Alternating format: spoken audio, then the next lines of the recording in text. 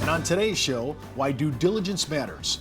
Part one of this week's series on product due diligence with nationally recognized product due diligence expert, Barry Flagg, CFP, CLU, and CHFC.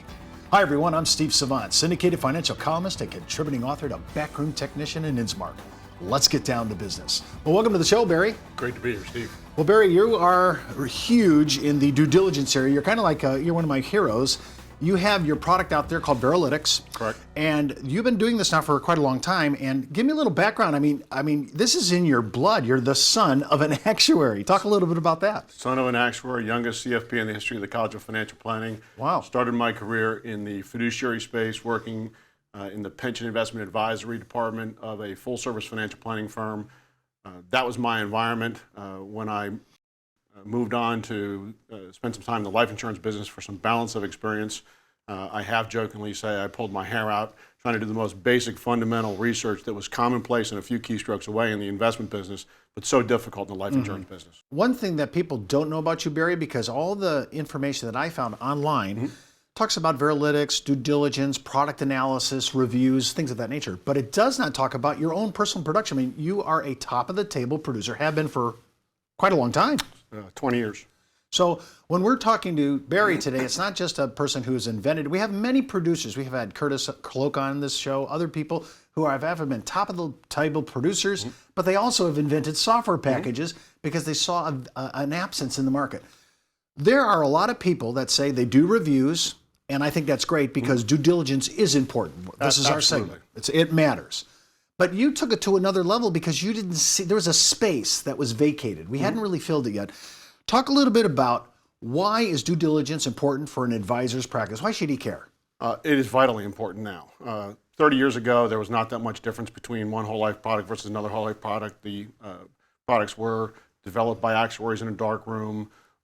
They were much more regulated than they are today. With the advent of universal life, it provided a lot of flexibility, but flexibility can be both good and bad.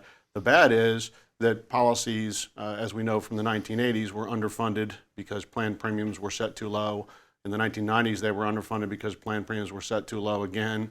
And so due diligence is critically important now, both just from a policy stewardship perspective, but also as a way of differentiating yourself in the marketplace. Because due diligence means a lot of things to a lot of different people, but it means something very specific to the gatekeepers for the very best clients. And if we as practitioners can resonate with what due diligence means to them, then we have access to more referrals, more relationships with centers of influence, more business. I think you hit on a big demographic issue, and now you've made it into a sales strategy. Absolutely. We're trying to get into guys that really matter, the people who write the checks, make the call. And those people are looking at this kind of level of scrutiny on policies and the carriers behind them. Absolutely. So there's no doubt in my mind that if we're going to go down this road, this could be a strategy that could actually increase your marketing online. I mean, if I'm online and I'm putting out issues about due diligence, due care, I'm putting out product analysis, I'm looking and really doing, I'm beyond the normal spreadsheet where I'm just ranking by premium. Correct. Now I'm looking at something that really quantifies it. For a regular producer, can a regular producer get his arms around the basics of due diligence? Absolutely. When I first started in the financial services business, I was doing due diligence on mutual funds and pension investments, and the only way I was able to do that was because there were tools like Morningstar available. And there are a whole host of tools, some of whom you've had on your show before, that empower the everyday producer to be able to do due diligence in a way much more substantive, much more meaningful, and much more consistent with the way CPAs, tax attorneys, and trust officers think about due diligence than in the past. Well, no, see, I want to go back down this road. This is the second time you brought this up in our segment. I think this is a natural marketing way to get into this fiduciary community with attorneys that deal in estate and probate, with CPAs, of course, because they have huge audit issues. They have huge 1040 practices. And now we're talking about trust officers who are overseeing ILITs and other forms that we use. So I just think that this is a way to get in. And by the way, a lot of people are looking to elevate their practice. This is an elevation to a practice. So tell me, when I'm thinking about this, if I'm a regular advisor and I want to make this an adjunct into my practice, how would I go about that? What would be the first thing I'd look at from a due diligence point of view? You can start holistically, or you can start in some of the individual steps. Holistically, I would familiarize myself with a document called the Best Practice Standards for Life Insurance Stewardship. It takes an established due diligence framework that was created some 30 years ago, that's commonplace in the investment business, that wealth managers use every day in their practices, that RIAs use every day in their practices, that CPAs and tax attorneys are familiar with, that trust officers have to use.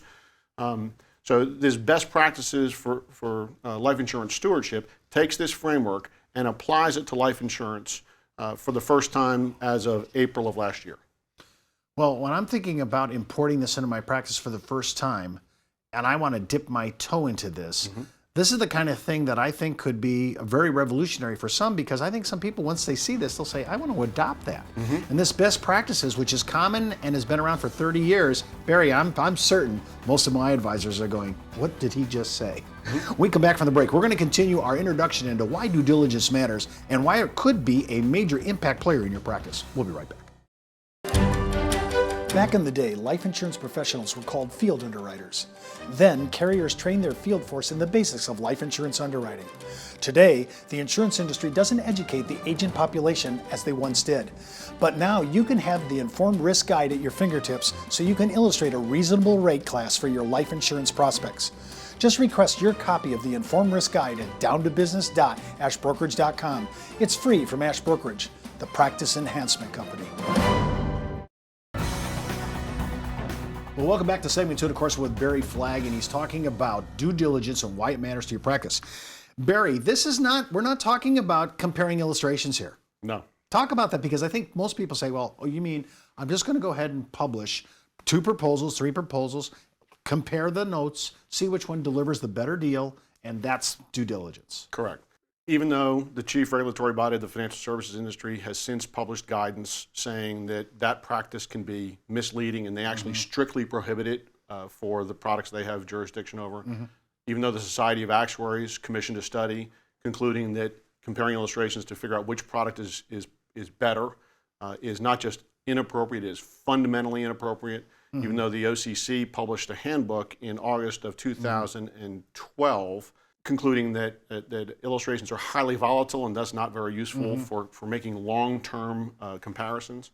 It was the only way to do it for the longest time. Well, as I mentioned in the first segment, there are now a host of tools, and what Veralytic does is Veralytic actually takes the actual expense representations that the carrier makes that's inside that illustration. Now, when you're talking about the current company practice, right? Correct. But then it also evaluates, does that company have a practice of changing their pricing? Do they have a practice of changing their pricing for the better? Do they have a practice of changing their pricing where a kind of bait and switch, where they publish one pricing at the point of sale, but then increase pricing down the road?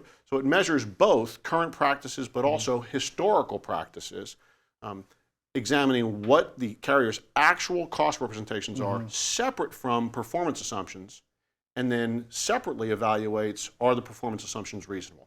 Are we investing in an asset class that is likely to deliver on the expected performance? So you just brought up an interesting point here, because I think people don't look at the past history as a kind of a measurement tool, right? And now we're saying, well, I wonder what the carrier's behavior is. Correct. What have they been in the past? Correct. And that would be, I think that would bring a whole new level to the table.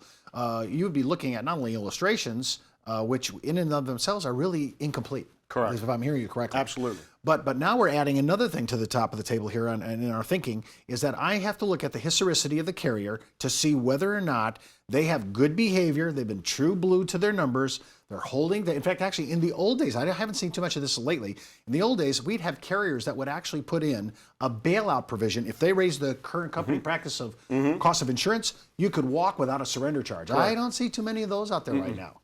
But that was a great practice for whatever reason, probably because it's a very obscure number and people didn't know necessarily whether one carrier was changing their COIs and another carrier wasn't. So why provide a bailout provision when your competition didn't have a bailout position and didn't get penalized for not having a bailout position? Life insurance is the only asset that I'm aware of on clients' balance sheets or in their estate plans where historical performance is given almost no credence. Well, I think one of the, and correct me if you think this is wrong, but I'm thinking if I have guaranteed term, Guaranteed premium, guaranteed duration. If I have guaranteed universal life to a certain point in time, I'm thinking that price isn't going to change. It's not going to really alter. Out of sight, out of mind. I think that's kind of maybe part of our thing was because we have two main products that are really the big indemnification products of our industry, and we really have those are already locked down numbers. So I think people kind of drift away. It's when you get into the index products and current assumption UL and other carriers, or I'm sorry, other product lines, where I think we get into this kind of mathematics. But that being said, we talked about this in last night's dinner. We talked about guaranteed UL, secondary guarantees, and all of a sudden clients were getting billed greater than their so-called guaranteed premium. So I mean, we have had to change some of this, and now AG 38, of course, had a major impact on that. Talk a little bit about that as we close out our section. When we're looking at due diligence and we have regulations that are coming in online, I mean, I remember if any regulation we ever needed was we had vanishing premiums back in the early 90s that didn't vanish. We still didn't apply any regulatory issues, really. I mean, I don't know of any legislation to correct that so that there's not this kind of advertisement versus performance. Right. But talk a little bit about how AG 38, because that did impact how we play. I think it impacted more the carrier's internal pricing mechanics than it did impact advertising versus analytics, if you will. And I make a lot of analogies to the investment business just because I think CPAs, tax attorneys, and trust officers understand the investment business a whole lot more than the life insurance business. So if you analogize a GUL or a term policy where the duration is fixed, the premium is fixed, the death benefit is fixed, it's all guaranteed. It's like a CD.